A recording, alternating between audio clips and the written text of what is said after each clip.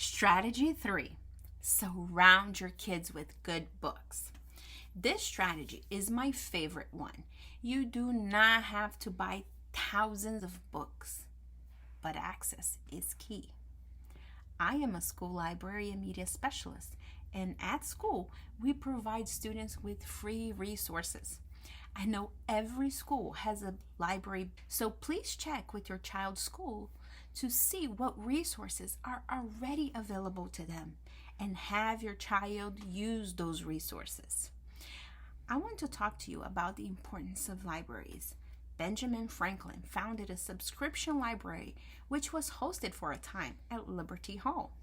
Our founding fathers knew the power of books.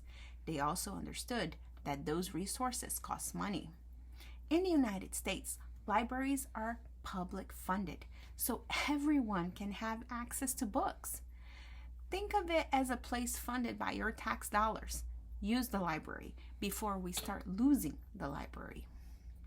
Therefore, before we go further on this strategy, I want to remind everyone that public libraries are our number one safe space. I also want to remind everyone to use their tax dollars through our public libraries. If you haven't read or watched the movie The Boy Who Harvests the Wind, I highly recommend. You will see that the boy was able to accomplish so much because he had access to books through his library. Libraries are powerful. They provide access across socio-economic groups. I am an advocate for libraries. I encourage you to visit your local library. Talk to the librarian. Ask about the new books. Ask for book recommendations. Like I previously said, I'm a school librarian, but I'm also a library user. I visit our public local library on a weekly basis, and each time I find something new and exciting. Whenever my kids enjoy a book from the library, I try to buy it for their own collection. If you can't afford books, buy some. Allow your child to love and to care for their own books. This is also important to teach the love of reading. I buy a lot of books at yard sales. If you're struggling, do not worry. There are a lot of programs that provide free books for kids. Do some research. Find programs that are free that will allow your kids to get books for free. I'm going to promote a few websites here because I know the importance of having reading materials readily available. I'm not getting anything in return in promoting them. I'm promoting them because I believe in their mission and purpose.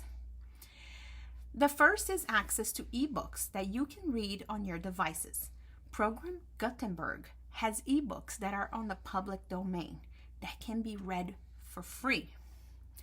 The Library of Congress is the second resource that I recommend. They have ebooks that can be downloaded. They also have an extensive collection of primary sources. That means sources that were written during a specific time. Example, newspaper articles, diaries. They even have a selection of ebooks in different languages that are on the public domain. Check out their website. The third one is a resource to help you build your child's library with physical books. Dolly Parton has a program called the Imagination Library that has donated physical books for low-income children. You have to fill out an application to qualify. While we're talking about it, if you can't afford, I recommend you visit the website and support the program by making a donation. Last but not least, I want to mention the free libraries that have been popping up all over the world. I have a little free library in front of my house that is always stocked with books for children and adults alike. But remember, your public library will be your number one resource helping you find local books. I'm going to put a website on here for you so you guys. Before you complete this module, your job is to visit one or all of the websites provided and write a short review of what you discovered or what is something you want to learn more about. Once you complete this activity, you are ready to move to our next module.